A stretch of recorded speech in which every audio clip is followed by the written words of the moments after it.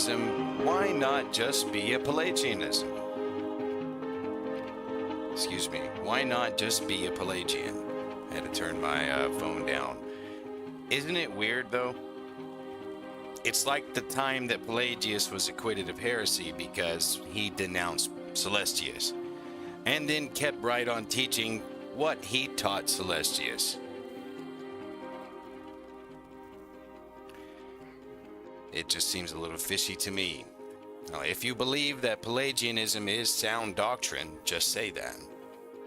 What's the worst that can happen? We don't even have councils anymore. No one is forming synods. No one can pronounce anyone as a heretic officially. So just come out of the closet and stop making up that Calvinism is Gnostic to distract from the Pelagian heresy.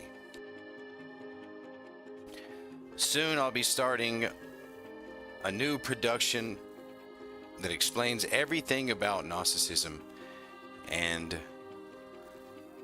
the fight that Augustine had against them. If you want to know more about the Pelagian heresy, I suggest you watch my video, Where is Pelagius Today?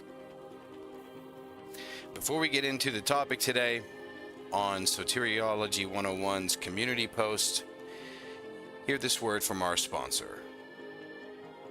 This show is brought to you by SnakeCrusherProducts.online. You know what's cool? Having the liberty in Christ to get a big tattoo of a cross on your chest. You know what's not cool? Letting that tattoo get infected, scarred, or faded because you didn't take care of it with Snake Crusher Tattoo Balm. And why aren't you taking care of that beard either? It looks all scraggly.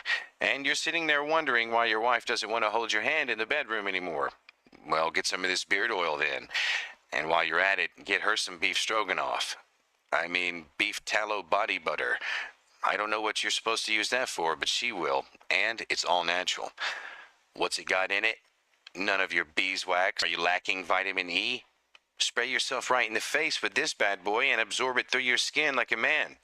Go to SnakeCrusherProducts.online and use code ROGUE, that spells rogue, for 15% off at checkout and free shipping on all orders over $49. Rogue out.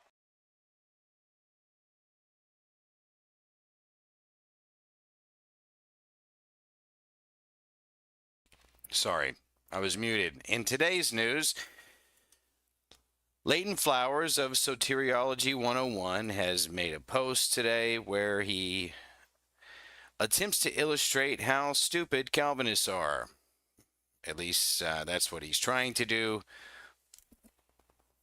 with these little raised eyebrow emojis up here. It's so silly, right?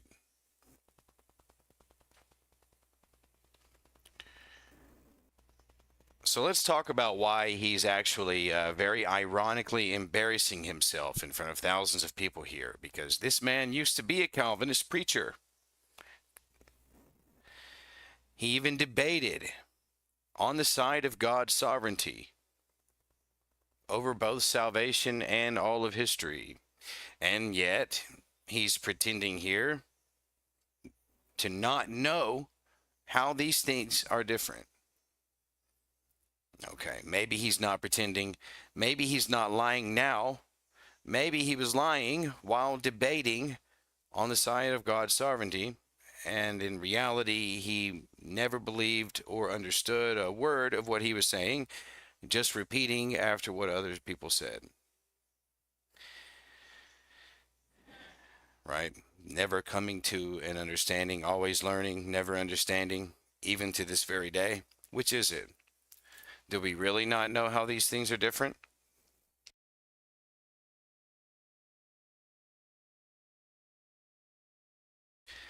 Well, clearly he understands, at the very least, the raw philosophical distinction that's being presented here in this long sentence, or he would not be able to form it.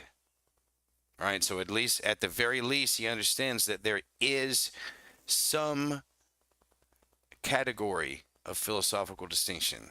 Let's read it. The Calvinist says, God doesn't make your decisions for you. He determines your nature and circumstances such that you will make the decision he has determined you to make. Now, you know, I would add a few nuances to that if I was the one speaking the sentence. But honestly, it's not that bad. Let it stand as it is, really.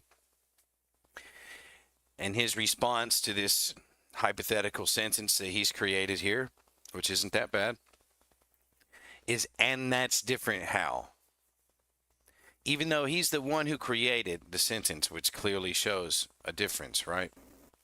And so what does he really mean? He doesn't really mean I don't understand how these things are philosophically different. Clearly, he is able to comprehend that since he is able to imagine this sentence, right? So what does he really mean?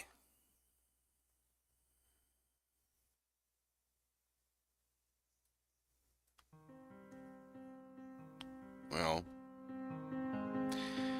what he really means is, how are these things different insofar as my capacity to bring a charge against God?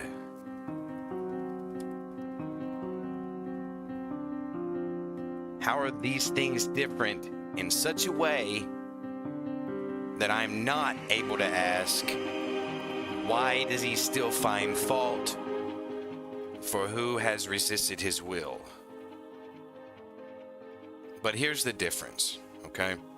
Here's the difference. Here's why you can't bring a charge against God for determining the sins that you would commit.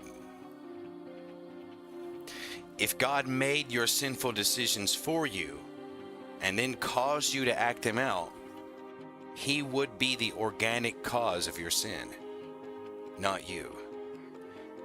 But in this universe, the biblical one, your wicked and deceitful heart is the organic cause of your sinful thoughts and actions. You commit sin because you adore it. It is the love of your life.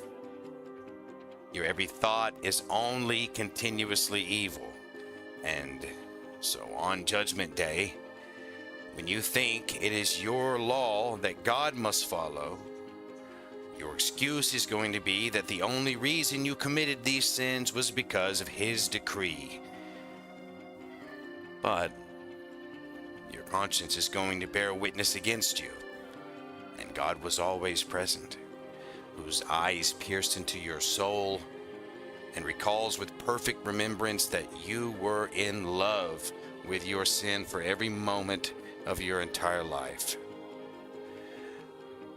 Unless, of course, the blood of Christ has atoned for your sin. And in that case, he remembers them no more.